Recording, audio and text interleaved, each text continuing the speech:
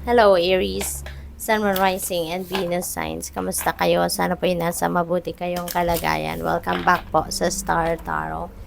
Kung bago kayo dito, welcome din kayo. Thank you for your support. I truly appreciate it. God bless you all, Aries. Pauna mensahe po ninyo ay Meerkat, get support from a trusted group of like-minded people. Okay?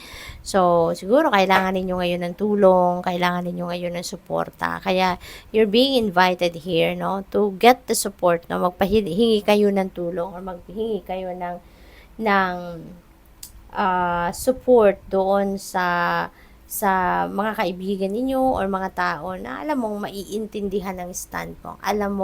Alam mong maiintindihan yung pakiramdam mo, no? So what else? We have Cardinal. The polarities of your spiritual pursuits and physical pleasures are out of balance.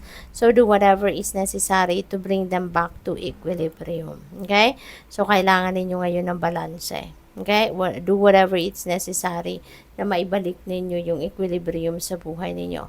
Maaari kasi na ang grounded kayo, fragmented kayo kasi baka sa dami ng ginagawa ninyo, hindi nyo na napapansin yung mga bagay na nanineglect ninyo, and maybe it's manifesting imbalance, it's manifesting problems, no? Siguro, mga ganon. Kaya, heads up ito para sa inyo na para doon sa iba na hindi pa nangyayari mga ganon, mapaghahandaan ninyo, maaayos nyo, maiiwasan na magkaroon ng imbalance, diba?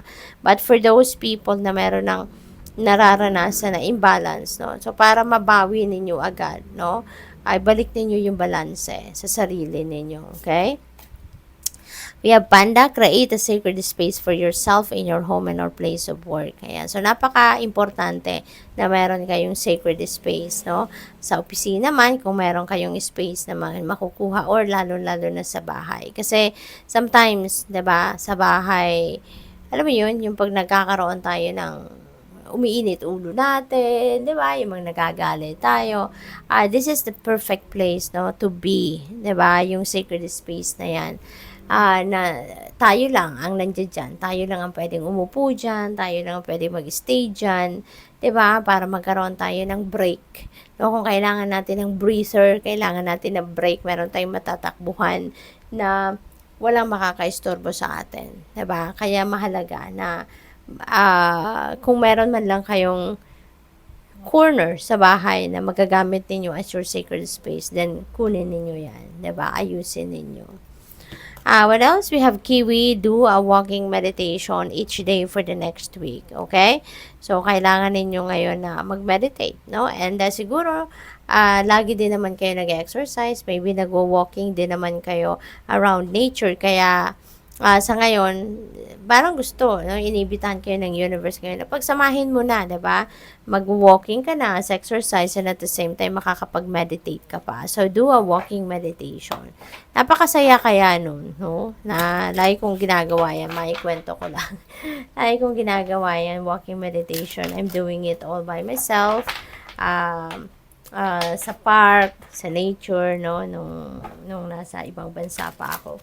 Lagi akong pumupunta sa park at nagwo-walking meditation ako.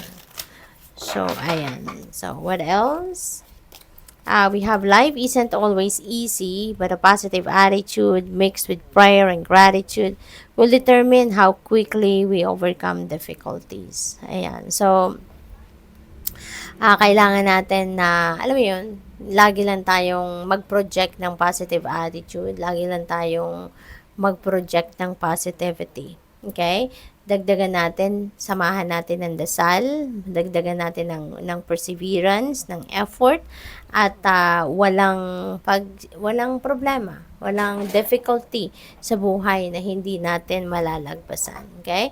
At saka, lagi lang talaga, no, kahit may mga problema tayo, huwag tayong magpakalunod, no, sa negative energy na hatid, no, ng iniisip nating problema. Kasi lahat ng problema may solusyon. Lahat ng problema may silver lining to it. There's always a positive aspect to every dark situation. Kaya dun tayo bumaling. Yun ang hanapin natin.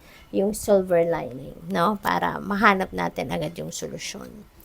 Plant the seeds of hope, nurture them, and watch them grow. Okay? So, lagi lang tayong umasa, no? Lagi lang tayong dapat mayroong pag-asa sa puso natin. Kasi when we are hoping always for the best possible outcome, 'di ba? Makakaasa ka na yung makikita mo, mawi-welcome mo, maa-attract mo sa buhay mo is all positibo, no? Kusang lalapit yung problem ay yung solusyon sa problema, 'di ba? Kusang makakakita ka ng solusyon, ng way out, no, sa mga challenging situations. God created you with special talents and gifts. Embrace your uniqueness. You are extraordinary. Okay? Kaya hindi pwedeng i-compare ninyo yung sarili ninyo sa iba. Alright? Huwag ninyong ikukumpara yung sarili ninyo. Kasi we are all unique from each other. We are all extraordinary. Okay? Kanya-kanya tayo lang ng expertise, kanya-kanya tayo ng linya, 'di ba? Lahat tayo may talents, may skills, may gifts, pero maaring yung gift ko ay iba sa gift mo, 'di ba? Yung talent ko is iba sa talent mo, pero yun, lahat tayo merong ganun. Lahat tayo may talentong binigay, lahat tayo may gift, no? Kaya let's just learn to embrace our uniqueness, no? At tanggapin natin na iba-iba tayo, kaya hindi pwedeng ikumpara natin ang bawat isa. Kasi talagang hindi parang hindi patas. 'Di ba? Hindi patas kasi magkakaiba eh. Yung magkakaiba tayo sa bawat isa. Your life is a reflection of your thoughts and feelings. Every day, choose joy, gratitude, harmony, and love. 'Di ba? Kung ano yung nararanasan natin sa buhay natin, yun ang iniisip natin minsan. No, yun ang naging laman ng isip natin. Kung ano yung nagmamanifest sa 3D reality natin. At some point sa buhay natin, yun ang naging laman ng isip natin. Kaya, if you are going to choose to be happy, if you're going to choose to be grateful, 'di ba? Maging masaya ka, maging prosperous ka, maging abundant ka.